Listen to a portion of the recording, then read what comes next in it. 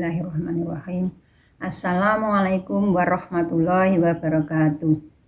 Alhamdulillahilladzi arsala rasulahu bil huda wa dinil haq liyudhhirahu 'ala dini kulli wa kafa billahi syahida. Asyhadu an la ilaha illallah wahdahu la syarikalah wa asyhadu anna Muhammadan abduhu wa rasuluh. Allahumma sholli ala Muhammad wa ala ali Muhammad amma ba'du. Qala Allah ta'ala fil Qur'anil Karim, a'udzu billahi minasyaitonir rajim. Bismillahirrahmanirrahim. Rabbis shrah li sadri wa yassir li amri wahlul 'uqdatam min lisani yafqahu qawli. Shadaqallahul adzim. Kepada ibu-ibu jamaah pengajian Masjid Ummul Barokah yang kami hormati, marilah yang pertama dan yang utama kita mengucapkan syukur alhamdulillahirabbil alamin. Segala puji hanya untuk Allah, hanya milik Allah yang telah melimpahkan kepada kita semua beberapa kenikmatan, terutama kenikmatan iman, Islam, kecukupan, rezeki yang telah dikaruniakan kepada kita semua, sehingga kita semua dalam kesempatan ini pada bulan Ramadan ini bisa menunaikan berjamaah sholat isya, sholat tarawih dan witir dalam keadaan sehat walafiat. Amin ya rabbal alamin. Yang kedua kalinya, marilah kita curahkan sholawat dan salam, kita curahkan kepada junjungan kita Nabi besar Muhammad SAW beserta keluarganya, sahabat, tabi'in yang kita nanti syafaatnya nanti di hari kiamat. Dan selanjutnya pada malam hari ini kita diberi kesempatan akan menyampaikan kultum dengan tema 4 kunci selamat dunia dan akhirat. Yang pertama yaitu jaga sholatmu. Kunci selamat dan akhirat yang kedua yaitu membaca Al-Quran atau tilawatul Quran. Kunci yang ketiga yaitu memperbanyak istighfar. Kunci yang keempat latah atau jangan mendolimi seorang pun.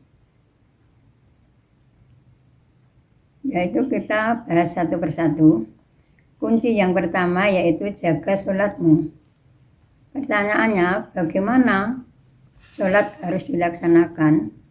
Jawab dari hadis Nabi, yaitu karena amalan yang pertama kali besok dihisab itu yaitu sholat kita. Amalan sholat.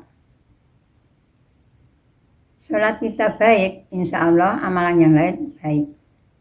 Apabila sholat kita rusak, amalan yang lain rusak pula. Yang kedua, bagaimana sholat yang baik itu? Sholat yang baik yang pertama kita awali dengan wudhu yang benar. Nah, bagaimana wudhu yang benar itu?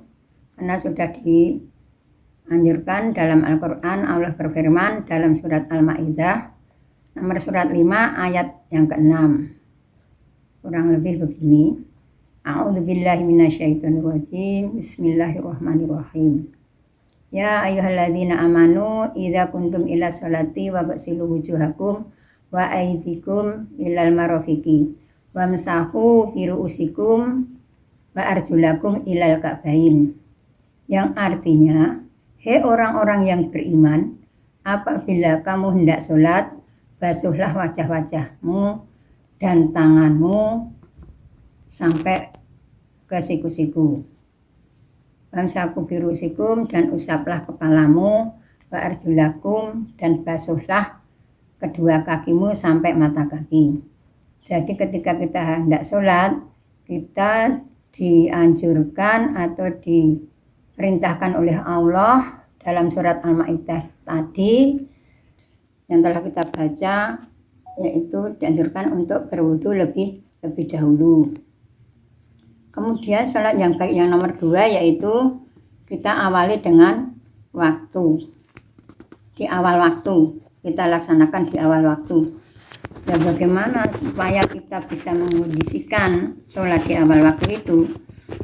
Kita sebagai seorang Islam kalau ada panggilan atau seruan azan, karena azan itu memanggil untuk melaksanakan sholat, kita segera cepat-cepat ambil air wudhu, kemudian kita terus pergi ke masjid atau sholat di rumah. Itu insya Allah kita bisa menepati waktu untuk menunaikan sholat di awal waktu. Yang nomor 3 yaitu sholat yang baik dengan tu'maninah. Tu'maninah itu tenang dalam bacaannya, dalam gerakannya. Itu kita harus tenang, lebih-lebih supaya kita tenang. Bacaan-bacaan sholat itu harus tahu maksudnya. Misalnya kita takbiratul ihram, menghadap kiblat, sambil membaca Allahu Akbar, dan tahu di dalam lisannya mengucapkan, hatinya memaknai. Kemudian apabila rukuk, kita ya harus apa yang telah dicontohkan oleh Nabi kita Muhammad Shallallahu Alaihi Wasallam. Insya Allah kita bisa tu'maninah. Yang ketiga yaitu kita harus khusyuk. Tu'maninah. Yang keempat, khusyuk menghadirkan hati ketika sholat. Jadi kita semata-mata hanya untuk menghadap kepada Allah. Tapi kadangkala itu di waktu tengah-tengah sholat itu ada setan yang menyusupi, wah lupa ingat apa yang di rumah, misalnya oh tadi belum mematikan kompor, oh tadi masakan saya masih belum saya beresin. Itu kan ada-ada saja ya. Nah, bisa kita khusyuk dalam sholat, yang kita harus menghadirkan hati dengan ikhlas, dan bacaan-bacaan sholat itu kita insya Allah kita tahu maksudnya dan artinya apa yang telah kita baca. Insya Allah kita bisa khusyuk. Kemudian kunci selamat dunia dan akhirat yang kedua yaitu membaca Al-Quran. Kita diwajibkan ya sebagai seorang muslim, pedoman kita, pegangan kita itu Al-Quran. Al-Quran harus kita baca. Nawirul buyutakum qiraatul Quran. Sinarilah rumahmu dengan bacaan Al-Quran. Karena wahyu yang pertama kali yaitu yang diturunkan oleh Malaikat Jibril, melalui Malaikat Jibril diwahyukan kepada Nabi Muhammad, yaitu surat Alaq diawali dengan lafaz Iqra. Ya, Iqra itu artinya itu merupakan fi'il amar, itu perintah, bacalah. Jadi kita disuruh membaca, tapi di membaca kita membaca. Setelah kita baca, kita ya tahu maksudnya, kita artikan. Kalau sudah tahu, kita tadabburi, kita amalkan apa yang menjadi isi kandungan dalam Al-Quran. Lebih-lebih di bulan Ramadan ini kita harus memperbanyak bacaan-bacaan Al-Quran, karena bacaan Al-Quran yang telah kita baca insya Allah akan menjadi syafaat kita atau penolong kita besok pada hari kiamat nanti.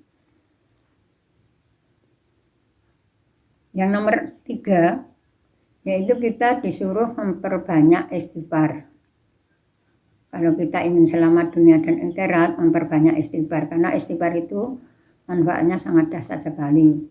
Kita akan banyak istighfar, tidak mungkin tidak akan terjadi pembunuhan. Kita banyak membaca istighfar, tidak mungkin kita menjadi keburukan.